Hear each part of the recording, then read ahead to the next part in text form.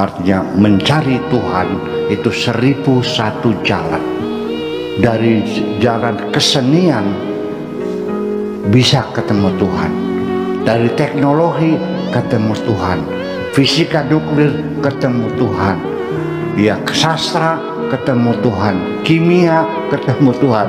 Semua jalur bisa dipakai. Di penghujungnya ainama tuwallu wujuhakum fathamma wajhallah.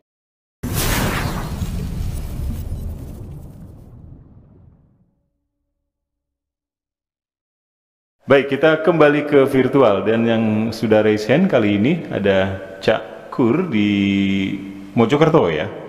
Silakan Cak Kur untuk yang mau disampaikan kali ini.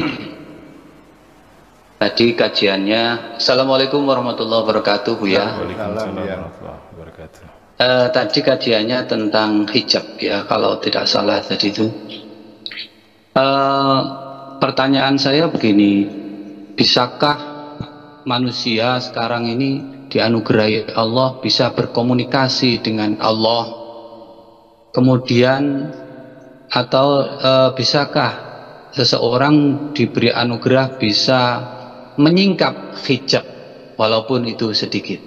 Nah, ceritanya begini Bu ya, saya diakui murid oleh seorang yang mungkin kalau sekarang hidup itu sudah 80 tahun. Beliau itu adalah sarjana kimia dari ITS dulu itu.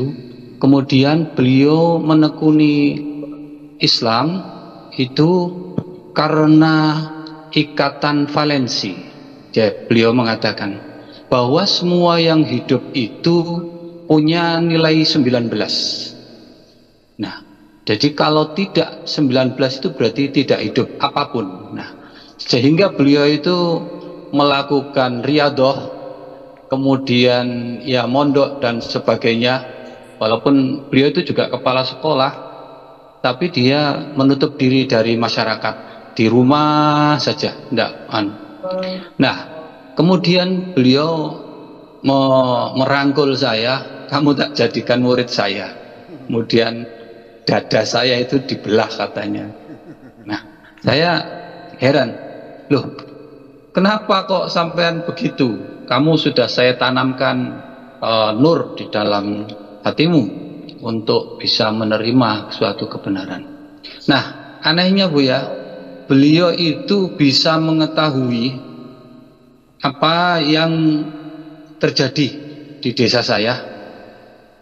Kemudian di beberapa tempat juga beliau menyatakan benar, saya membuktikan sendiri apa yang diucapkannya itu. Kemudian beliau mengarang buku berjudul Bertemu dengan Allah. Ini bukan Ra'aitullah Pak, ini bahasa Jawa ya. Bertemu ya. Saya itu tidak yakin, tapi kok beliau itu bahasa Jawanya itu tepat sekali atau titis mengatakan seorang itu begini begitu. Yang saya ceritakan ketemu di desa saya itu begini, kalau kamu tidak percaya dengan saya, coba kamu datangi salah seorang yang habis ibadah haji di desamu. Dia sudah baru tak temui di waktu haji. Nah, saya temui di orang yang haji itu setelah pulang. Setelah orang tidak ada yang ziarah lagi, malam-malam, Pak, apa yang ada yang aneh ketika Anda melaksanakan haji? Tidak ada, biasa saja. Saya tanya lagi, sampai akhirnya beliau mengatakan, kamu kenapa tanya seperti itu? Saya diamanati seseorang yang sudah menemui Anda dan menjuluki Anda dengan nama kecil Anda. Iya betul, saya itu ditegur oleh seseorang yang saya tidak tahu dari mana, tapi menyebut nama kecil saya, nama julukan saya. Itulah saya jadi ragu dengan bukunya beliau. Bukunya ini benar apa salah? Kemudian beliau memberi anuan ke saya, kalau kamu ingin berkomunikasi dengan Allah, lihatlah hatimu. Nah, saya diajari cara tarik nafas dan sebagainya. Tapi saya bukan dukun ya Buya ya. Mohon maaf. Saya juga sarjana, tapi sarjana bahasa Jerman. Mohon maaf. Jadi saya nggak ada kegelisahan antara menerima itu benar atau salah, tapi logika saya mengatakan, wah ini saya jadi bingung ini di persimpangan jalan. Jadi pertanyaan saya ulangi, bisakah berkomunikasi dan bisakah Allah memberikan anugerahnya untuk sedikit menyingkap, ya, walaupun tidak bertemu langsung. Terima kasih Buya. Assalamualaikum warahmatullahi wabarakatuh. Waalaikumsalam warahmatullahi wabarakatuh. Sebetulnya tidak mesti kita dalam keadaan hati kita suci, bersih, beriman, baru Allah mengilhami kita, baru Allah berbicara kepada kita. Semua manusia, baik yang jahat maupun yang baik, yang soleh, yang musyrik, yang kafir, yang beriman, semuanya semua diberlakukan sama. Tuhan berkomunikasi dengan semua makhluknya. Fa'alhamaha fujuraha wa taqwaha. Semua. Hanya saja kita tidak sadar bahwa itu kita lagi diajak bicara oleh Tuhan, karena kita tidak mengerti. Tetapi saya ingin memberikan satu ilustrasi. Ini sebagai contoh saja ya, jangan ini. Saya ada acara ceramah di Bank Indonesia pagi hari. Sebetulnya hotelnya udah disiapin, tapi saya bilang uangnya aja deh. Saya berangkatnya malam, pagi di Jakarta langsung ceramah, nggak usah nginep kan. Nah, berangkat dari rumah jam 12 sampai jam 2 bannya kempes pas di tempat komplek pelacuran di Legok yang Karbongas tuh gitu. Di tengah sedang ganti ban itu ada perempuan muda keluar menanyakan, sedang apa mas? Saya jawab sedang ganti ban. Dia menawarkan kalau mau ganti oli juga silakan. Orangnya cantik, pahanya mulus, kayak newcomer ya, pendatang baru dia tuh, masih muda ya, mungkin 17 tahun. Berdesirlah darah saya tergoda. Ya, ada yang berbisik yang saya dengar, nyobain dong sekali-kali. Itu datang pihak lain dari sebelah kanan. Jangan coba-coba, jangan kau bikin orang jadi murtad. Kamu sudah jadi kiai, tokoh masyarakat, makan mengkhianati umatmu sendiri. Dijawab lagi dari pihak sebelah kirinya. Ini kan jam 2 malam, nggak ada yang tahu. Dijawab lagi dari sebelah kanannya, katakanlah malaikat sama setan lah, tapi itu kan semua dari Allah semuanya. Sekarang lagi musim penyakit AIDS, mampus lo, kata Allahnya begitu. Kata setannya, ya kan bisa pakai kondom. Kondom zaman sekarang banyak yang bocor. Kata setannya, ya didobel aja. Lalu bisik lagi, ya kalau double gimana enaknya? Disitulah terjadi dialog antara yang mendorong saya dan yang menghalang-halangi saya maksiat. Apakah itu bukan Allah yang berbicara kepada kita? Kenapa kau abaikan? Jadi kita sendiri sebetulnya bukan ingin berkomunikasi dengan Tuhan. Kita seringkali mengabaikan sinyal-sinyal Tuhan itu. Diabaikan, nah ini kita melacur juga akhirnya. Nah itu semacam itu. Setiap saat kita akan berbuat jahat, ada yang mencegah, yang berbisik di hati kita, jangan kau lakukan, ini orang miskin, uang dibutuhkan buat ngasih makan anaknya, jangan kau copet. Ada itu. Dan saya tuliskan dalam bahasa Indonesia kok. Dan itu bisikan-bisikan itu tetap bila sautin wala harfin, tanpa suara dan tanpa huruf. Nggak ada suaranya, tapi saya paham. Nah itulah namanya min jinsil ilham, yang disebut dengan ilham fa'alhamaha fujuraha wa taqwaha. Kemudian yang kedua persoalan kesaktian itu namanya kasyaf. Jadi kalau dia bisa melihat sesuatu yang bakal terjadi, atau dia bisa menerawang sesuatu yang dulu pernah terjadi, itu namanya kasyaf. Nah, saya mencari orang kasyaf ini bukan di Indonesia, seluruh dunia. Ya. Di Tunisia itu saya menguber-uber ada orang yang perempuan kasyafa. Itu di kampung Aindraham, perbatasan dengan Aljazair.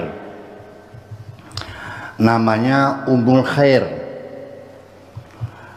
Saya datang ke situ dengan supirnya, istrinya duta besar. Jadi duta besar itu supir buat duta besar, supir buat istrinya ada khusus. Nah, orang Banten aslinya. Dia stres gitu. Jadi akhirnya kan masalah kan. Jadi orang kasyaf. Ketemu sama om. Nah, saya datang. Padahal saya ngantri paling jauh ya, karena saya datangnya setelah saya. Sini kamu sini. Ini duluan sini. Oh, saya sadar. Oke, saya masuk. Yuk masuk dulu, biar nanti ini mah orang sini. Kamu orang asing kan, orang dari Cina. Ya, gitu. Ada apa? Saya bilang ini sopir istri duta besar, stres ini. Dia minta saya beli jintan hitam 1 bungkus. Memang sudah disediakan di warung-warung situ. Dia taruh jintan hitam itu di tangan, terus dia tutupi dengan roknya. Dia pakai rok, duduknya ngelekor begini, lihat gini. Ini anak dulu katanya pernah ngedandanin mobil. Dia di kolong mobil sedang membuka karter, tiba-tiba dongkraknya jatuh, lepas. Ya. Hampir mengenai kepalanya, untung dia selamat. Tapi traumatiknya sampai sekarang, keterkejut itu masih tetap membuat jadi dia gemetaran. Orang Tunisia di Aindraham, ininya orang Banten. Apa yang terjadi sekian puluh tahun yang lalu bisa tahu apa namanya itu? Itu namanya kasyaf. Nah, saya melihat itu adalah satu kelebihan. Iya, kita hormati, kita syukuri ada orang punya kelebihan kasyaf. Tapi bagi saya itu bukan tujuan saya. Kasyaf saya bukan kepada peristiwa-peristiwa, bukan kepada manusia. Saya ingin kasyaf saya dengan Tuhan saya sendiri. Ya, itu bukan paham tentang peristiwa, tapi saya paham dengan Tuhan saya, semacam itu. Jadi persoalan masalah kesaktian itu ternyata orang yang asli, sakti asli dari Allah, itu namanya Syekh Mustafa di Tunisia juga, di Indonesia kota. Saya perhatikan dia ini luar biasa. Ini orang benar nih. Ini orang benar nih. Saya datang, tolong dong ajarin saya. Nggak usah sekarang deh, besok aja. Ya udah, jam berapa? Jam 10. Ya udah, saya datang. Hari Minggu, datang hari Minggu, saya ketok pintu, nggak ada yang buka. Saya nemu tetangganya, aku bilangnya, udah mati. Udah dikubur tadi pagi. Bayangkan. Jadi artinya ini di dalam beberapa saya temukan di kitab-kitab tasawuf ya, Qasasul Aulia. Wali yang sesungguhnya ketika ada seseorang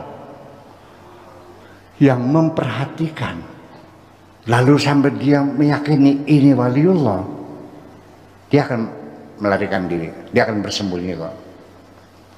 Apalagi ngaku saya wali.